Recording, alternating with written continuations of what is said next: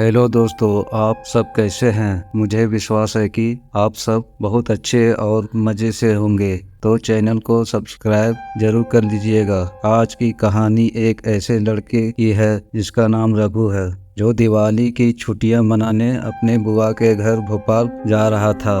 रघु का परिवार अपने बुआ के गांव भोपाल पहुंचा ही था कि उसको जोरदार प्यास लग गई और उसने अपने पापा से बोला कि पापा, हमें प्यास लगी है। उसके पापा ने साइड की दुकान से रघु के लिए पानी की बोतल ला दी। तभी रघु के पापा को बगल में ही कुछ भीड़ दिखाई दी। रघु की नज़र सड़क पर बेच रहे लड़कियों के लिए श्रृंगार वाले सामान पर गया। उसने सबसे नजरें चुराते हुए वहां से एक हाथ का कड़ा उठा लिया। अभी थोड़ी ही देर हुआ था, तब तक रघु के पापा उसको बुलाने लगे। रघु ने जल्दी से कड़ा को अपने पॉकेट में रखा और वहां से चल दिया। अपनी मौसी के घर पर पहुंचने के बाद रघु ने सबसे अजीब सा बर्ताव करने लगा था। घर वालों को लगा कि रघु ने रोड पर पड़ी लड़की की लाश को देखा है, इसलिए यह ऐसा हरकत कर रहा है। रघु का ध्यान अभी भी कड़े पर था। वह बार बार कड़े को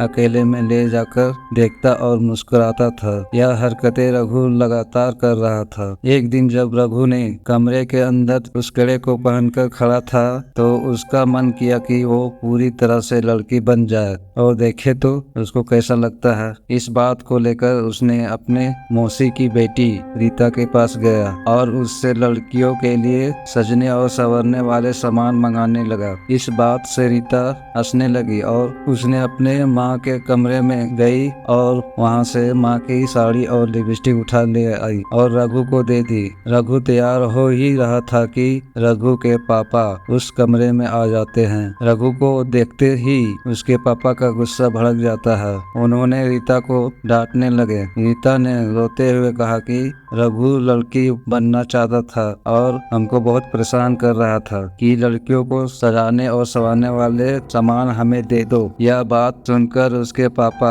बहुत गुस्से में हो जाते हैं और रघु को बुरी तरह से पीटने लगते हैं और उसका कमरा बाहर से बंद करके वहां से चले जाते हैं। रघु कमरे में बैठकर जोर जोर से रोने लगता है। तभी अचानक उस कमरे के दीवार पर एक लड़की की परछाई नजर आती है। धीरे धीरे परछाई उस रघु की तरफ आने लगी। रघु उस परछाई को देखकर थोड़ा घबराया। रघु कमरे के दरवाजे को जोर जोर से पीटने लगा। किसी भी आदमी ने दरवाजा को नहीं खोला। उसने पीछे मुड़कर देखा तो वहां पर कोई नहीं था। रघु अंदर ही बैठा रहा, लेकिन कुछ ही मिनट के बाद उसके बेड के नीचे से एक अजीब तरह की आवाज आने लगी, मानो कोई रघु को पुकार रहा हो। रघु जैसे ही बेड के नीचे देखता है तो वहाँ उसी लड़की की लाश पड़ी है, जिस लड़की की लाश को रघु ने रोड पर देखा था। उस लाश को देखने से रघु को बहुत ज्यादा और डर लग रहा था। बेड के नीचे लड़की रेंगते हुए रघु के पास जैसे ही आई, इतने में रघु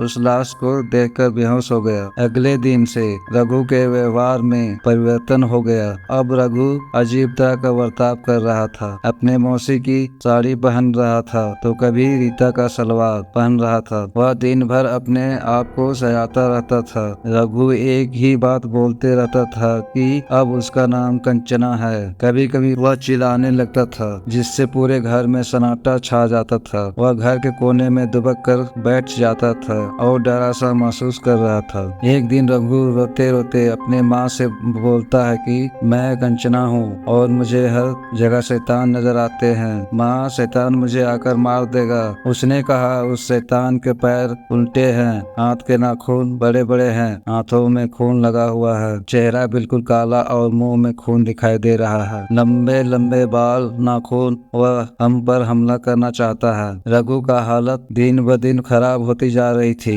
लेकिन प्रत्येक दिन कंचना बनकर वह हर दिन अपना श्रृंगार करते रहता था। रघु ने तो यहाँ तक अपने कमरा को बंद करके नाचता गाता हंसते रहता था। रघु के घर वालों की बिल्कुल समझ में नहीं आ रहा था कि रघु लड़कियों का ड्रेस क्यों पहन रहा है, इतना श्रृंगार वो क्यों कर रहा है। आखिर बात क्या है कि रघु अपने आप को कमरे में बंद कर नाचते रहता है। इस बात को लेकर रघु के घर वाले बहुत परेशान थे, लेकिन उन सभी को कोई उपाय नहीं समझ आ रही थी कि इसको कि ठीक करना कैसे है। रघु के पापा ज्यादा परेशान हो गए थे। रघु की हरकतों के कारण उसके परिवार वालों ने बहुत कोशिश किया रघु को समझाने की, लेकिन रघु को कुछ समझ में नहीं आ रहा था। उसके पापा ने गांव के लोगों से पूछताछ करने लगे कि मेरा लड़का इस तरह का हर क्यों कर रहा है, क्या इसका कोई उपाय है। रघु के पापा मालूम करने के लिए गांव में गए थे। मालूम पड़ा कि रघु उस एक दिन सड़क पर पड़ी एक लड़की की लाश देखी थी, बल्कि वह लाश कोई और नहीं कंचना की थी। कंचना एक लड़के से बहुत ज्यादा प्यार करती थी। कंचना ने अपना नाम बदलकर जूली रख लिया था। जूली उस लड़के से शादी करना चाहती थी। लड़का भी राजी था शादी करने के लिए, लेकिन उसके घर वाले इस बात को मंजूरी नहीं दे रहे थे। जूली को शादी करना एक बहुत बड़ा पाप था, क्योंकि जॉन एक दूसरे